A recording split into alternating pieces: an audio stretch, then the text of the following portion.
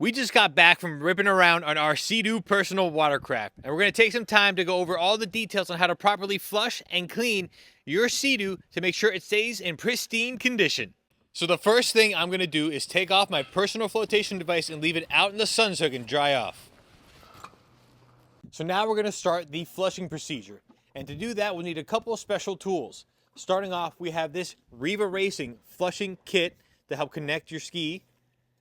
Followed up, that pairs perfectly with the Sea-Doo flush adapter that goes directly to the back of your personal watercraft.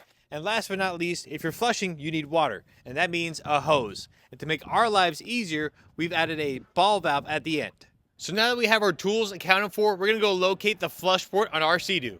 On full-size Sea-Doos, you're gonna find that your flushing port is located at the stern on the starboard side, just to the right of your rear boarding ladder. So now that we've connected the flush adapter inside of the flush port, we're going to go find the flush kit and connect that to the hose so we can start running some water. The next order of business is starting the engine to get that flush going. But before we do that, we're going to use our RIVA Racing flush kit to get pressurized water already in the hose ready to go. It's important to remember that when you go to start your engine, you only have about 30 seconds to start adding water to the system before you start getting overheat errors.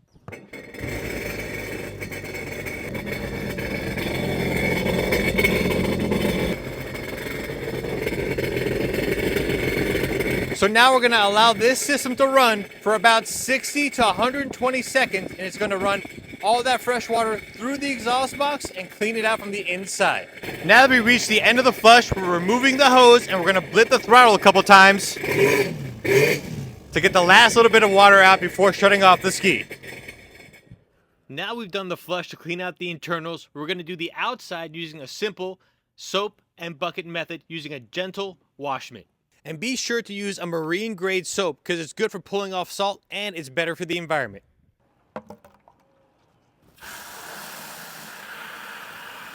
Now a pro tip, just before I start to wash it with the mitt, I'm going to hose it down with some fresh water to soften up any salt that's sitting on the outside and prevent any sort of scratches or abrasion.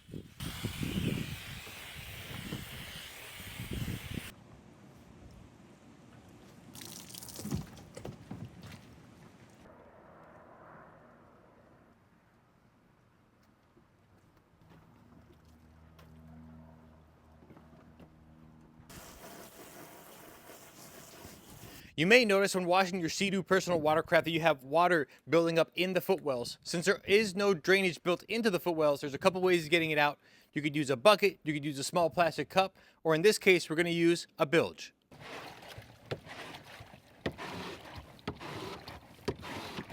And now that we're done washing the outside, we're going to go to dry it off. You can use something like a towel, a chamois, or even a good old sponge to remove any excess water that's still on the ski. We're using the sun to our advantage, and that's getting half the work done for us. And when the ski is completely dry, we're then going to put on the factory cover. If you don't have a cover, you can come see us. We have them in the parts department. And if you have any other questions, or if you have tips about how to maintain your ski or best practices that you found in your experience, feel free to share them down in the comments. This is Gus with RIVA Motorsports of Deerfield Beach. We'll see you on the water.